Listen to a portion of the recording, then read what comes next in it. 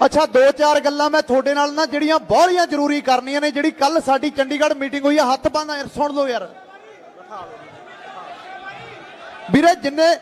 ਜਿੰਨਾ ਤੁਸੀਂ ਮੈਨੂੰ ਮਾਣ ਨਾਲ ਜੱਸਾ ਕਹਿੰਦੇ ਹੋ, ਮੈਂ ਪਹਿਲਾਂ ਜੱਸਾ ਸੀ, ਜੱਸ ਬਾਜਵਾ ਤੁਸੀਂ ਬਣਾਇਆ, ਮੈਨੂੰ ਦੁਬਾਰੇ ਫੇਰ ਜੱਸਾ ਬਣਾ ਲਿਆ ਯਾਰ। ਹੁਣ ਜੇ ਜੱਸਾ ਹੀ ਕਹਿੰਦੇ ਹੋ ਤਾਂ ਫਿਰ ਗੱਲ ਸੁਣ ਤਾਂ ਲਓ ਬਾਈ, ਸੁਣ ਲਓ।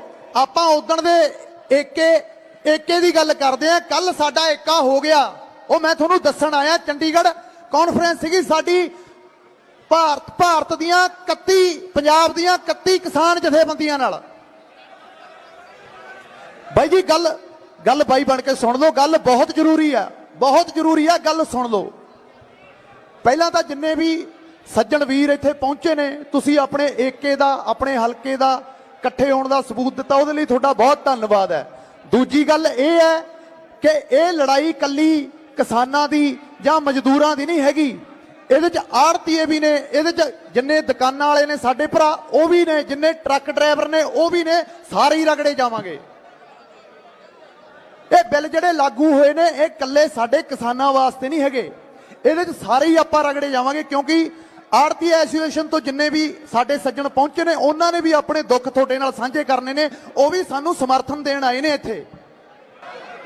ਸੋ ਕੱਲ ਸਾਰੀਆਂ ਯੂਨੀਅਨਾਂ, ਤੁਹਾਨੂੰ ਪਤਾ ਹੈ ਕਿ ਅੱਜ ਤੱਕ ਕਿਸਾਨ ਯੂਨੀਅਨਾਂ 'ਚ ਏਕਾ ਨਹੀਂ ਹੋਇਆ ਕਦੇ, ਪਰ ਉਹ ਹੁਣ ਇੰਨਾ ਪ੍ਰੈਸ਼ਰ ਹੈ, ਇੰਨਾ ਤੁਹਾਡੀ ਜਵਾਨੀ ਦਾ ਜਿਹੜਾ ਜੋਸ਼ ਹੈ ਉਹ ਇੰਨੇ ਪ੍ਰੈਸ਼ਰਾਈਜ਼ ਹੋ ਗਏ ਕਿ ਉਹ ਸਾਰੇ ਇੱਕ ਮੰਚ ਤੇ ਇਕੱਠੇ ਹੋ ਗਏ। ਜਿਹੜੇ ਅਸੀਂ ਉਦਣ ਦਾ ਹੋਕਾ ਦਿੰਦੇ ਫਿਰਦੇ ਸੀ ਕਿ ਇੱਕ ਮੰਚ ਤੇ ਆਓ, ਇੱਕ ਮੰਚ ਤੇ ਆਓ, ਉਹ ਆ ਗਏ। ਉਦੋਂ ਬਾਅਦ ਜਿੰਨੀ ਸਾਡੀ ਸਮੂਹ ਪੰਜਾਬੀ ਇੰਡਸਟਰੀ ਹੈ, ਸਮੂਹ ਪੰਜਾਬੀ ਇੰਡਸਟਰੀ ਨੇ ਕਿਸਾਨ ਯੂਨੀਅਨ ਨੂੰ ਆਪਣਾ ਸਮਰਥਨ ਦੇਤਾ। ਕਿਉਂ? ਉਹਦਾ ਕਾਰਨ ਕੀ ਹੈ? ਅਸੀਂ ਹੈਗੇ ਆ ਨੌਜਵਾਨ, ਤੁਸੀਂ ਹੈਗੇ ਹੋ ਨੌਜਵਾਨ, ਤੁਹਾਡੇ 'ਚ ਹੈਗਾ ਜੋਸ਼। ਉਹ ਹੈਗੇ ਨੇ ਸਾਡੇ ਬਜ਼ੁਰਗ, ਉਹ 70 ਸਾਲ ਤੋਂ ਸਾਡੇ ਖੇਤਾਂ ਦੀ ਲੜਾਈ ਲੜਦੇ ਆ ਰਹੇ ਨੇ। ਸੋ ਉਹਨਾਂ ਨੂੰ ਹੋਸ਼ ਹੈ, ਉਹਨਾਂ ਨੇ ਰਣਨੀਤੀਆਂ ਬਣਾ ਕੇ ਸਾਨੂੰ ਦੱਸਣਾ ਕਿ ਅਗਲਾ ਸਾਡਾ ਸਟੈਪ ਕੀ ਹੋਣਾ ਚਾਹੀਦਾ ਹੈ। ਕਿਉਂਕਿ ਤੁਸੀਂ ਸੁਣ ਲਓ ਗੱਲ, 20-22 ਦਿਨ ਹੋ ਗਏ ਸੇਮ ਮਾਹੌਲ ਚੱਲੀ ਜਾਂਦਾ, ਹਰੇਕ ਸ਼ਹਿਰ 'ਚ, ਹਰੇਕ ਮੰਡੀ 'ਚ, ਹਰੇਕ ਮੋੜ ਤੇ ਧਰਨਾ ਹੈ। ਪਰ ਧਰਨੇ ਤੋਂ ਅਗਲਿਆਂ ਨੇ ਤਾਂ ਕੰਮ ਕਰਤਾ ਨਾ ਆਪਣਾ, ਅਗਲਿਆਂ ਨੇ ਤਾਂ ਕਾਨੂੰਨ ਬਣਾਤਾ, ਰਾਸ਼ਟਰਪਤੀ ਤੋਂ ਲਾਗੂ ਵੀ ਕਰਾਤਾ, ਹੁਣ ਤਾਂ ਬਣ ਗਿਆ। ਹੁਣ ਆਪਣੇ ਹਲੇ ਧਰਨੇ ਹੀ ਚੱਲੀ ਜਾਂਦੇ ਨੇ। ਆਪਣੀ ਅਗਲੀ ਰਣਨੀਤੀ ਕੀ ਹੈ? ਸੱਟ ਵੱਜੇ ਤਾਂ ਘੱਟੋ ਘੱਟ ਚੀਜ਼ ਤਾਂ ਪਵੇ ਨਾ।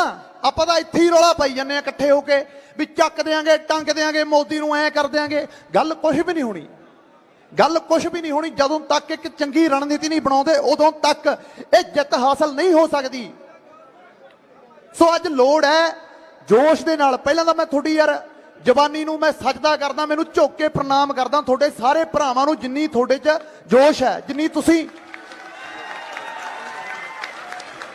ਕੱਲੇ ਘਰ ਚੋਂ। ਇਹ ਪਹਿਲੀ ਵਾਰੀ ਹੋਇਆ ਜਿਹੜੀ ਇਹ ਲਹਿਰ ਚੱਲੀ ਆ ਕਿ ਜਵਾਨੀ ਇੰਨੇ ਵੱਡੇ ਪੱਧਰ ਤੇ ਸੜਕਾਂ ਤੇ ਨਿਕਲ ਕੇ ਆਈ ਆ ਕਿ ਜਿਹੜੇ ਸਾਨੂੰ ਅੱਜ ਤੱਕ ਇਹੀ ਕਹਿੰਦੇ ਰਹੇ ਨੇ ਵੀ ਚਿੱਟੇ ਨੇ ਖਾ ਲੀਆਂ ਜੀ, ਬਾਹਾਂ 'ਚ ਸਰਿੰਜਾਂ ਲੱਗੀਆਂ ਹੋਈਆਂ ਨੇ, ਸੂਈਆਂ ਲੱਗੀਆਂ ਨੇ, ਸੂਟਿਆਂ ਨੇ ਫੂਕ ਤੇ, ਉਹ ਕਲੰਕ ਅਸੀਂ ਇਸ ਧਰਨੇ ਦੇ ਰਾਹੀਂ ਇਹਨਾਂ ਰੋਸ ਮੁਜ਼ਾਹਰਿਆਂ ਨਹੀਂ ਲਾ ਕੇ ਪਰੇ ਸਿੱਟਤਾ, ਅਗਲੇ ਦੇ ਮੂੰਹ ਤੇ ਚਪੇੜ ਮਾਰੀ, ਜਵਾਬ ਦੇਤਾ। ਸੋ ਹੁਣ ਇਦੋਂ ਅਗਲਾ ਸਟੈਪ ਕੀ ਹੋਣਾ ਚਾਹੀਦਾ, ਗੱਲ ਉਹਦੇ ਤੇ ਗੌਰ ਕਰੋ। ਉਹਨਾਂ ਨੇ 70 ਸਾਲ ਕੱਢਤੇ ਸਾਡਿਆਂ ਖੇਤਾਂ ਦੀ ਲੜਾਈ ਲੜਦਿਆਂ ਨੇ। ਸੋ ਜਿੰਨੀਆਂ ਵੀ ਦੇਖੋ, ਸਾਰੇ ਕਹਿੰਦੇ ਨੇ ਵੀ ਇੱਕ ਹੋ ਜਾਈਏ, ਇੱਕ ਹੋ ਜਾਈਏ, ਇੱਕ ਹੋ ਜਾਈਏ। ਠੀਕ ਹੈ, ਉਹ ਟਾਈਮ ਆ ਗਿਆ, ਉਹਨਾਂ ਨੇ ਪਹਿਲ ਕੀਤੀ। ਅਸੀਂ ਸਭ ਤੋਂ ਪਹਿਲਾਂ ਸਾਡਾ ਭਾਈਚਾਰਾ ਜਾ ਕੇ ਉਹਨਾਂ ਦੇ ਸਮਰਥਨ 'ਚ ਖੜ ਗਿਆ। ਤੁਸੀਂ ਸਾਡੇ ਵੱਡੇ ਹੋ, ਤੁਸੀਂ ਸਾਡੇ ਅੱਗੇ ਹੋ ਕੇ ਚੱਲੋ, ਅਸੀਂ ਤੁਹਾਡੇ ਪਿੱਛੇ ਲੱਗ ਕੇ ਚੱਲਾਂਗੇ। ਸੋ ਅਗਲੀਆਂ ਜਿਹੜੀਆਂ ਰਣਨੀਤੀਆਂ ਨੇ ਉਹ ਕਿਸਾਨ ਯੂਨੀਅਨ ਵਾਲਿਆਂ ਨੇ ਬਣਾਉਣੀਆਂ ਨੇ ਜੀ। ਉਹ ਇੱਕ ਹੋ ਗਏ, ਆਪਾਂ ਉਹਨਾਂ ਦੇ ਪਿੱਛੇ ਲੱਗਣਾ। ਚਾਹੇ ਉਹ ਰਿਲਾਇੰਸ ਦਾ ਬਾਈਕਾਟ ਹੋਵੇ, ਮੈਂ ਤਾਂ ਕਹਿੰਦਾ ਪ੍ਰੋਪਰ ਉਹ ਕਿਸਾਨ ਯੂਨੀਅਨ ਆ, ਤੁਹਾਨੂੰ ਕਹਿਣ ਨਾ ਕਹਿਣ ਤੁਸੀਂ ਪੱਤਾ ਹੀ ਕੱਢ ਦੋ, ਰਿਲਾਇੰਸ ਦਾ ਤਾਂ ਕੁਝ ਲੈਣਾ ਹੀ ਨਹੀਂ ਕਦੇ। ਆ ਜਿਹੜੇ ਬਾਈ ਨੇ ਗੱਲ ਕੀਤੀ ਆ ਵੀ ਸੈਲੋ ਬਣ ਕੇ ਇਹ ਲੜਾਈ ਲੜਾਂਗੇ, ਬਣੇ ਤਾਂ ਪੰਜਾਬ 'ਚ ਹੀ ਨੇ ਨਾ, ਉਹ ਕੋਈ ਰਾਜੇ ਨਹੀਂ। ਅਸੀਂ ਆਪਣੇ ਖੇਤਾਂ ਦੇ ਰਾਜੇ ਆ, ਅਸੀਂ ਮਾਲਕਾਂ। ਜੇ ਕਿਹਾ ਜਾਂਦਾ ਨਾ ਵੀ ਮਾਲਵੇ ਦੇ ਰਾਜੇ ਬੱਲੀਏ, ਤਾਂ ਉਹ ਰਾਜੇ ਅਸੀਂ ਆਪਣੇ ਖੇਤਾਂ ਕਰਕੇ ਆ, ਹੋਰ ਕਿਸੇ ਕਰਕੇ ਨਹੀਂ ਹੈਗੇ। ਤਾਂ ਫਿਰ ਇਹ ਰਾਜਿਆਂ ਦੇ ਰਾਜ 'ਚ ਆ ਕੇ ਕੋਈ ਕਿਵੇਂ ਸੈਲੋ ਬਣਾ ਜਾਊਗਾ? ਉਹ ਤਾਂ ਸਾਡੀ ਮਰਜ਼ੀ ਹੈ, ਜਿੱਦਣ ਚਿੱਤ ਕੀਤਾ ਢਾ ਦਿਆਂਗੇ, ਟਰੈਕਟਰ ਪਾੜ ਦਿਆਂਗੇ, ਉੱਥੇ ਲਿਜਾ ਕੇ ਚੜਾ ਦਿਆਂਗੇ ਉਹਨਾਂ ਦੇ ਵਿੱਚ। ਦਿੱਲੀ ਰੋਕ ਲੈਣਗੇ ਸਾਨੂੰ ਟਰੈਕਟਰ ਪਾੜਨ ਤੋਂ, ਇੱਥੇ ਮੋਗੇ ਤਾਂ ਨਹੀਂ ਰੋਕ ਸਕਦੇ, ਇੱਥੇ ਤਾਂ ਲੈ ਹੀ ਜਾਵਾਂਗੇ। ਪਰ ਗੱਲ ਇਹ ਹੈ ਕਿ ਟਰੈਕਟਰ ਉੱਥੇ ਬਾੜਨ ਨਾਲ ਮਸਲੇ ਦਾ ਹੱਲ ਹੈ ਨਹੀਂ। ਦਿੱਲੀ ਜਾਵਾਂਗੇ, ਕਿੰਨੀਆਂ ਪੰਜਾਬੀ ਸਿਆਸੀ ਪਾਰਟੀਆਂ ਨੇ ਪਹਿਲ ਕਰ ਲਈ ਦਿੱਲੀ ਜਾਣ ਦੀ ਕੀ ਕਰਦੇ ਆ 5000 ਬੰਦਾ 4000 ਬੰਦਾ ਇਕੱਠਾ ਹੋ ਕੇ ਜਾਂਦਾ, ਉੱਥੋਂ ਸ਼ੰਭੂ ਬੈਰੀਅਰ ਨਹੀਂ ਟੱਪਣ ਦਿੰਦੇ, ਉੱਥੋਂ ਹੀ ਮੋੜ ਦਿੰਦੇ ਨੇ ਅਗਲੇ, ਨਾਲੇ ਪਾ ਦਿੰਦੇ ਨੇ ਪਰਚੇ। ਇਹ ਦਿੱਲੀ ਜਾਣ ਦਾ ਤਾਂ ਫਾਇਦਾ ਜਦੋਂ 10 ਲੱਖ ਬੰਦਾ ਇਕੱਠਾ ਹੋਵੇ, ਉੱਥੇ ਫਿਰ ਦਿੱਲੀ ਜਾਣ ਦੀ ਵੀ ਲੋੜ ਨਹੀਂ। ਜਦੋਂ ਉੱਥੇ ਸ਼ੰਭੂ ਬੈਰੀਅਰ ਤੇ 10 ਲੱਖ ਬੰਦਾ ਇਕੱਠਾ ਹੋ ਗਿਆ, ਉਵੇਂ ਹੀ ਹੱਥ ਜੋੜ ਜਾਣਗੇ ਜਿਹੜੇ ਮੋਦੀ ਜੀ ਕਹਿਣਗੇ ਨਾ ਮਿੱਤਰੋ ਮਿੱਤਰੋ, ਫਿਰ ਉਹ ਕਹਿਣਗੇ ਵੀ ਗਲਤੀ ਹੋ ਗਈ, ਗਲਤ ਪੰਗਾ ਲੈ ਲਿਆ ਪੰਜਾਬੀਆਂ ਨਾਲ ਜਿਨ੍ਹਾਂ ਨੂੰ ਅੱਜ ਤੱਕ ਇਗਨੋਰ ਹੀ ਰੱਖਿਆ। 2% ਸਾਡੀ ਕੌਮ ਹੈ, ਪੂਰੀ ਦੁਨੀਆ ਤੇ ਰਾਜ ਕਰਦੀ ਹੈ, ਤੇ ਸ਼ਰਮ ਦੀ ਗੱਲ ਇਹ ਆ ਸਾਡੇ ਮੁਲਕ 'ਚ ਜਿਹਨੂੰ ਕਿਹਾ ਜਾਂਦਾ ਕਿ ਹਿੰਦੁਸਤਾਨ ਹੈ, ਸਾਨੂੰ ਸਾਡੇ ਹੱਕ ਨਹੀਂ ਮਿਲਦੇ। ਕੈਨੇਡਾ ਦੀ ਪਾਰਲੀਮੈਂਟ ਦੇ ਵਿੱਚ ਤੁਸੀਂ ਕੱਲ ਦੀ ਸਟੇਟਮੈਂਟ ਸੁਣ ਲਓ, ਟਰੂਡੋ ਹੈ, ਉਹ ਸਾਡੀ ਮਾਸੀ ਦਾ ਮੁੰਡਾ ਲੱਗਦਾ, ਉਹਨੇ ਵੀ ਇਹ ਸਟੇਟਮੈਂਟ ਦਿੱਤੀ ਹੈ ਕਿ ਪੰਜਾਬ 'ਚ ਹਿੰਦੁਸਤਾਨ 'ਚ ਕਿਸਾਨਾਂ ਨਾਲ ਧੱਕਾ ਹੋ ਰਿਹਾ ਹੈ। ਟਰੰਪ ਹੈ, ਬਹੁਤ ਗੱਲਾਂ ਤੇ ਸਾਡੀ ਉਹਦੇ ਨਾਲ ਸਹਿਮਤੀ ਨਹੀਂ ਹੋ ਸਕਦੀ, ਸਾਡੇ ਲਈ ਉਹ ਆਪਾਂ ਮੰਨਦੇ ਹਾਂ ਕਿ ਬੜੇ ਉਹ ਸਿਆਸੀ ਮੁੱਦੇ ਨੇ, ਵੱਡੇ ਨੇ, ਅਸੀਂ ਕੋਈ ਲੀਡਰ ਥੋੜੀ ਹੈ। ਬਲਕਿ ਜਿਹੜੀ ਚੀਜ਼ ਗਲਤ ਹੈ, ਅਮਰੀਕਾ ਦੇ ਪ੍ਰੈਜ਼ੀਡੈਂਟ ਨੇ ਵੀ ਇਹ ਗੱਲ ਕਹਿਤੀ ਕਿ ਮੋਦੀ ਸਰਕਾਰ ਹੈ ਕਿਸਾਨਾਂ ਨਾਲ ਧੱਕਾ ਕਰ ਰਹੀ ਹੈ। ਇਹ ਜਿਹੜਾ ਮਾਡਲ ਸਾਡੇ ਤੇ ਲਿਆ ਕੇ ਥੋਪਤਾ, ਇਹ ਅਮਰੀਕਾ ਦਾ ਤੇ ਯੂਰਪ ਦਾ ਫੇਲ ਮਾਡਲ ਹੈ। ਉੱਥੇ ਇਹਨੂੰ ਕਿਸੇ ਨੇ ਬੇਰਾਂ ਵੱਟੇ ਨਹੀਂ ਪੁੱਛਿਆ, ਜਿਹੜਾ ਸਾਡੇ ਤੇ ਲਿਆ ਕੇ ਇਹ ਥੋਪਿਆ ਨਹੀਂ ਗਿਆ। ਅਸਲ 'ਚ ਗੱਲ ਸਮਝੋ ਕੀ ਹੈ, ਬਿਜ਼ਨਸ ਡੀਲਾਂ ਨੇ। ਆ ਮੋਦੀ ਦੀ ਕਿੱਟੀ 'ਚ ਮੋਨੋਪੋਲੀ 'ਚ ਜਿਹੜੇ ਬੰਦੇ ਨੇ ਨਾ, ਅਡਾਨੀ ਅਬਾਨੀ, ਉਹ ਬਾਬਾ ਰਾਮਦੇਵ ਤੇ ਜਿਹੜਾ ਧੋਤੀ ਪਾ ਕੇ ਭੱਜਿਆ ਸੀਗਾ ਉੱਥੋਂ, ਜਿਹੜਾ ਬੜੇ ਤੁਹਾਡੇ ਹੱਕਾਂ ਦੀਆਂ ਗੱਲਾਂ ਕਰਦਾ, ਆਯੁਰਵੈਦਿਕ ਦੇ ਨਾਂ ਤੇ ਕਿੰਨਾ ਲੱਖਾਂ ਕਰੋੜ ਰੁਪਈਆ ਅੰਦਰ ਕਰ ਗਿਆ। ਮੋਦੀ ਸਰਕਾਰ ਕਹਿੰਦੀ ਸੀ ਆਏ ਸਾਲ 2 ਕਰੋੜ ਨੌਕਰੀ ਤੇ ਕਾਲਾ ਧਨ ਲੈ ਕੇ ਆਵਾਂਗੇ। ਕਾਲਾ ਧਨ ਤਾਂ ਵਿਜੇ ਮਾਲਿਆ, ਨੀਰਵ ਮੋਦੀ ਜਿਹੜਾ ਸੀਗਾ ਸਾਡੇ ਕੋਲ, ਉਹ ਵੀ ਲੈ ਕੇ ਉੱਥੇ ਜਾ ਵੜੇ। ਉਹਨਾਂ ਦਾ ਕੀ ਪੱਟ ਲਿਆ ਉਹਨਾਂ ਨੇ? ਫਿਰ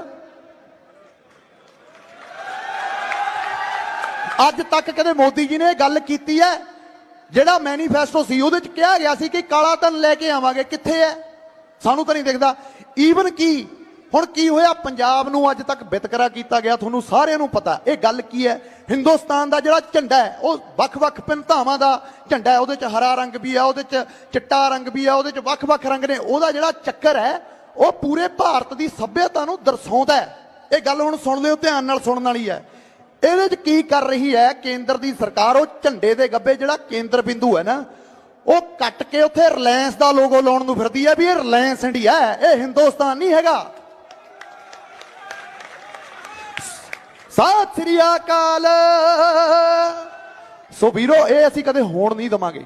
ਪੰਜਾਬ ਦੀ ਲੜਾਈ ਨਹੀਂ, ਲੜਾਈ ਕਿਸਾਨ ਦੀ ਹੈ, ਜਿਹਦੇ ਪਿੱਛੇ ਕਿਸਾਨ ਲੱਗਦਾ, ਮਜ਼ਦੂਰ ਲੱਗਦਾ। ਅੱਛਾ, ਜੇ ਇਹ ਇੰਨੇ ਬਿੱਲ ਚੰਗੇ ਨੇ, ਬਿਹਾਰ 'ਚ 2006 'ਚ ਪਾਸ ਹੋ ਗਏ ਸੀ, ਆਪਣੇ ਕਦੇ ਨਾ ਜਿਹੜੇ ਵਿਚਾਰੇ ਮਜ਼ਦੂਰ ਭਾਈਚਾਰਾ ਇੱਥੇ ਕੰਮ ਕਰਨ ਆਉਂਦਾ, ਉਹਨਾਂ ਤੋਂ ਪੁੱਛ ਲਿਓ ਵੀ ਤੁਹਾਡੇ ਕੋਲ ਜ਼ਮੀਨ ਕਿੰਨੀ ਹੈ। ਤੁਹਾਨੂੰ ਕਹਿਣਗੇ 8 ਕਿੱਲੇ 9 ਕਿੱਲੇ 10 ਕਿੱਲੇ। ਤੇ 10 ਕਿੱਲਿਆਂ ਵਾਲਾ ਇੱਥੇ ਪੰਜਾਬ 'ਚ ਚੰਗਾ ਜ਼ਿਮੀਂਦਾਰ ਹੁੰਦਾ ਹੈ, ਮਾੜਾ ਨਹੀਂ ਹੁੰਦਾ। ਤੇ ਉਹਨਾਂ ਨੂੰ ਉੱਥੇ ਮੁੱਲ ਨਹੀਂ ਮਿਲਦਾ, ਸਾਨੂੰ ਕੀ ਮਿਲ ਜੂਗਾ?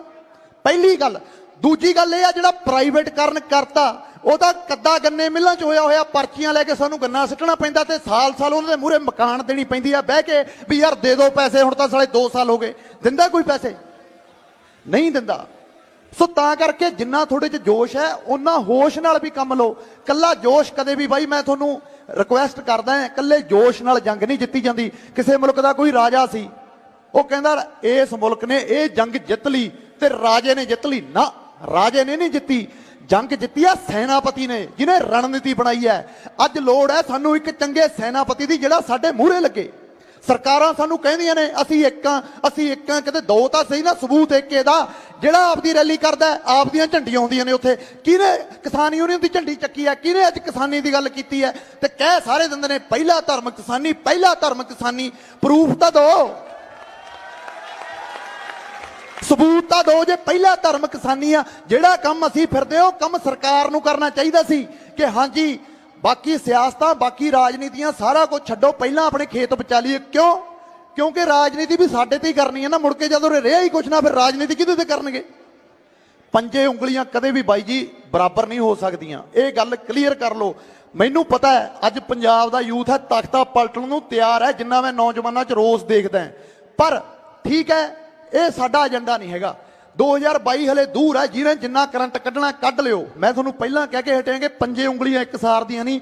ਜਿੱਥੇ ਬੰਦੇ ਵਿੱਚ ਮਾੜੇ ਨੇ, ਉੱਥੇ ਵਿੱਚ ਚੰਗੇ ਵੀ ਨੇ। ਹਰ ਇੱਕ ਬੰਦੇ ਦੀ ਆਪਦੀ ਪਾਰਟੀ ਹੈ, ਆਪਦੀ ਪਸੰਦ ਹੈ। ਲੋਕਤੰਤਰ ਹੈ, ਉਹਨੇ ਉਹਨੂੰ ਮੌਕਾ ਦੇ ਹੀ ਦੇਣਾ। ਪਰ ਅੱਜ ਜੇ ਕੋਈ ਮੁੱਦਾ ਹੈ ਨਾ ਸਾਡਾ, ਅੱਜ ਜੇ ਕੋਈ ਮੁੱਦਾ ਹੈ, ਅੱਜ ਸਾਡਾ ਮੁੱਦਾ ਕਿਸਾਨੀ ਦਾ ਹੈ। ਕਿਉਂ ਲੈ ਦੇ ਕੇ ਸਾਡੇ ਕੋਲ ਖੇਤ ਤਾਂ ਬਚੇ ਸੀ ਇਕੱਲੇ, ਖੇਤਾਂ ਤੋਂ ਬਿਨਾਂ ਹੋਰ ਸਾਡੇ ਪੱਲੇ ਕੀ ਹੈ?